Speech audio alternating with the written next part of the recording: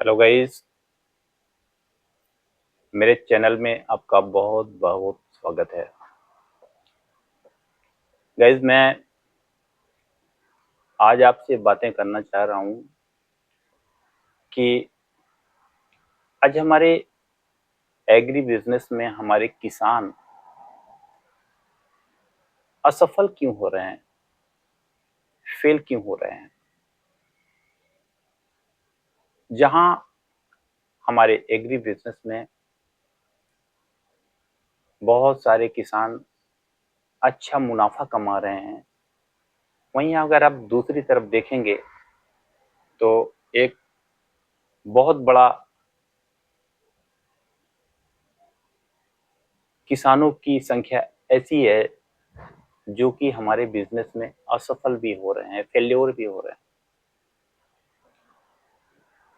Guys, हमारा जो farming होता है वह पूरी तरह से एक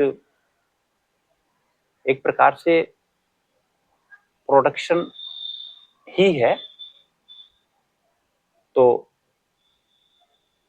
उसमें अगर हम ऐसी मोटा मोटा अगर लेके बातें करें तो जो पहली चीज होती है हमारे किसान के फेल होने की, पहली वजह होती है जो हमारे किसान के असफल होने की, वो होता है खेती में टाइम मैनेजमेंट। गाइस, कभी भी हमारा फार्मर अपने खेती से जो भी सब्जियों को तैयार करता है या जो भी फलों को तैयार करता है, उसके बाजार में बिकने का 3 जोन होता है। नंबर ए पर हम लेते हैं एक ऐसा टाइम जोन जिसमें उसके फसल का कीमत बहुत अच्छा मिलता है। एक ऐसा समय होता है जब बाजार में वो चीजें बहुत कम आई होती हैं, मीन्स वो फसल जिसके बोने का समय हमारा इतना समय से होता है कि तब तक बाजार में बहुत ज्यादा वो चीजें नहीं आई होती हैं जिनको कि हम लगा रहे हैं। तो ऐसे में जब हम बाजार अपने उत्पाद को लेके पहुंचते हैं तो हमें अपने उत्पाद का बहुत अच्छा रेट मिल जाता है। दूसरा होता है बी। बी में वो होता है कि जब बाजार में वो चीजें आनी शुरू हो जाती हैं लेकिन अभी बहुत ज्यादा नहीं आती हैं, तो हमें अपने उत्पाद का रेट तो मिलता है लेकिन बहुत ज्यादा से थोड़ा कम मिलता है।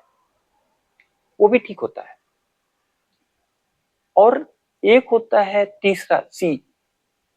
सी जोन को अगर आप लेके चलते हैं तो एक ऐसा टाइम होता है जब बाजार में वो हमारी हमारा उत्पाद या वो हमारी सब्जी या वो हमारा फल जिसको हम लेकर के जाते हैं तो वो पूरे बाजार में फटा हुआ होता है। चीज वही होती है, प्रोडक्ट वही होता है, लेकिन समय सबका अलग अलग होता है। तो मेरे किसान के असफल होने का जो सबसे बड़ा कारण होता है वो अपने फार्मिंग के लिए अपने टाइम को लेकर के कितना गंभीर है, कितना सेंसिटिव है। सेकंड होता है हमारा जो मटेरियल का मैनेजमेंट होता है, सामान जो उसमें लगते हैं उनका प्रबंधन उसका कैसा होता है। आमतौर पर हमारे किसान भाई जो होते हैं वो सामान को खरीदते समय खेती में उपयोग आने वाले खाद, बीज और दवाइयों को खरीदते समय उसके प्रति बहुत जागरूक नहीं होते हैं। यदि किसी व्यक्ति ने उनको बता दिया कि भाई फला कंपनी का फला सीड बहुत अच्छा है, हमारे किसान भाई उस पर भरोसा कर लेते हैं और उसको ले लेते हैं। लेकिन इस बारे में मेरी धारणा है, मेरी सोच है, मेरा सुझाव है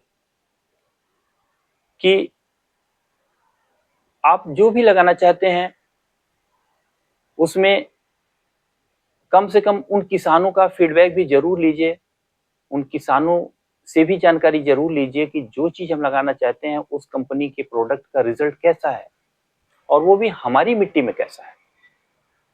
यह केवल हमारे सीड पे ही नहीं लागू होता है, यह हमारी फर्टिलाइजर पे भी लागू होता है, यह हमारी कीटनाशक दवाइयों पर भी लागू होता है।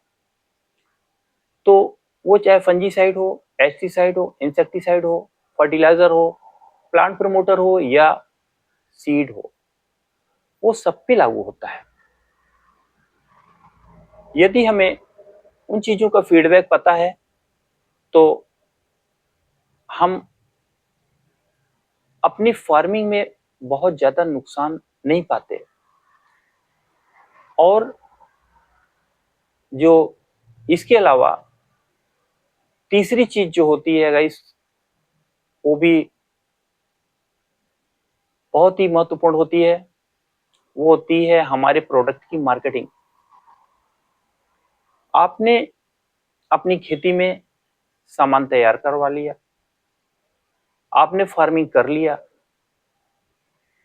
लेकिन यदि हमारे उत्पाद का, यदि हमारी फसल का मूल्य बाजार में अच्छा नहीं मिल पाता है तो मुझे लगता है कि कहीं ना कहीं उसमें भी हमारे किसान भाई असफल होते हैं।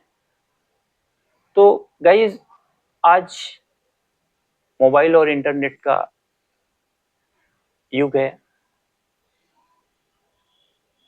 यदि हमारी क्रॉप रेडी है, कल हमें बाजार में लेके जाना है, तो हम इन समस्याओं से बचने के लिए अपने नजदीकी मंडियों के आढ़तियों से या थोक खरीदारों से रेट ले सकते हैं, बात कर सकते हैं, सारी कंडीशन समझ सकते हैं और हम अपने उत्पाद को वहीं लेकर के जाएं जहां हमारे प्रोडक्ट का अच्छा रेट मिलेगा। गाइज, ये 3 बातें जो मैंने आपसे जिक्र की हैं, वैसे तो पूरी इसकी एक श्रृंखला है, पूरी एक कड़ी है, इसमें जितना भी बोला जाए उतना कम है। लेकिन यदि इन 3 बातों को ध्यान में रखते हुए हमारे किसान भाई काम करें तो मुझे लगता है कि उन्हें असफलता या परेशानियों का सामना कम करना पड़ सकता है और विवेकपूर्ण किए गए कार्यों से अच्छे परिणाम आ सकते हैं। तो गाइज, आज की वीडियो में बस इतना ही। हम आपसे नेक्स्ट वीडियो में फिर मिलेंगे। तब तक के लिए बाय बाय गाइज।